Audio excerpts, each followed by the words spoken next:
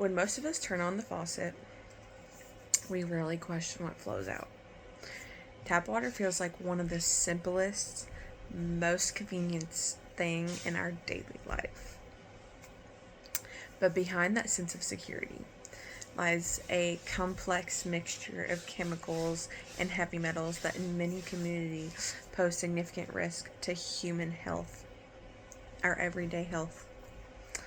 Today I want to highlight why understanding what's in our tap water is important, but urgent. To begin, it's worth noting that tap water is pure, rarely pure in the chemical sense. There's things like chlorine, lead, arsenic, and many other things that can be harmful to our health. Treatment plants add disinfectants, most commonly one of those being chlorine, to kill harmful microorganisms. While chlorine is effective, it can react with organic material and water sources to form disinfectant byproducts, which have been linked to increased cancer after long-term exposure, according to the Environmental Protection Agency. These chemicals are regulated, but the limits reflect political compromise as much as scientific certainty.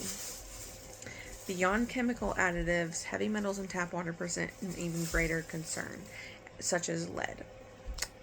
It's one of the most infamous examples. Lead enters tap water primarily through old pipes and plumbing fixtures. Exposure, even at very, very, very low levels, can cause neurological damage, such as even mental illness, especially in children, according to the CDC. The crisis in Michigan was not an isolated event. It was simply the moment everything was finally brought to light on this widespread issue. Another metal concern is arsenic, which occurs naturally in groundwater, but can reach dangerous levels depending on geological conditions. Long-term arsenic exposure has been associated with skin lesions, cardiovascular disease, and several cancers, according to the World Health Organization. While there are federal standard limits, thousands and thousands of wells all across the United States exceed these safe limits, and they are not kept up to the safe limits. So a lot of them are exceeded. Thousands.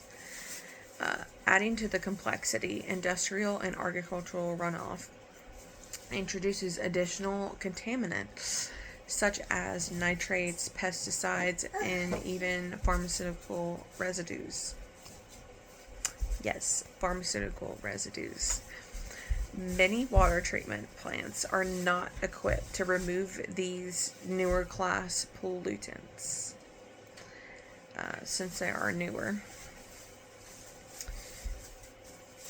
As a result, trace amounts persist in most drinking water, raising questions what scientists are still working to answer. So what can we do? First, we need transparency. Water quality reports exist. This is public information. But the average person cannot or does not know how to interpret these things. Clearer communication is essential. Second, communities must advocate for replacing these pipelines that are causing these contaminants to enter our water, especially those containing lead. This is costly, but very necessary. And ignoring the problem only shifts the financial burden to public health, our hospital bills, going to the hospital, immune disorders, neurological health, mental health, Third, individual households can take steps by using certified water filters, making sure they have that certification.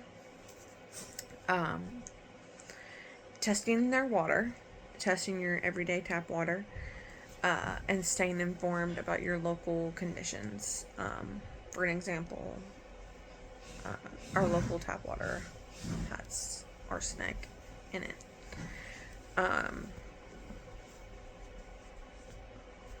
According to a online water testing website that tests the waters.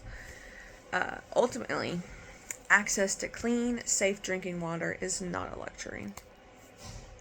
It's a basic human right. By understanding the chemicals and heavy metals that may be present in our tap water, we empower ourselves to demand better systems, stronger regulations, and safer communities. Clean water should not depend on your zip code. It should be something all of us can trust every time we turn on the tap. Thank you so much.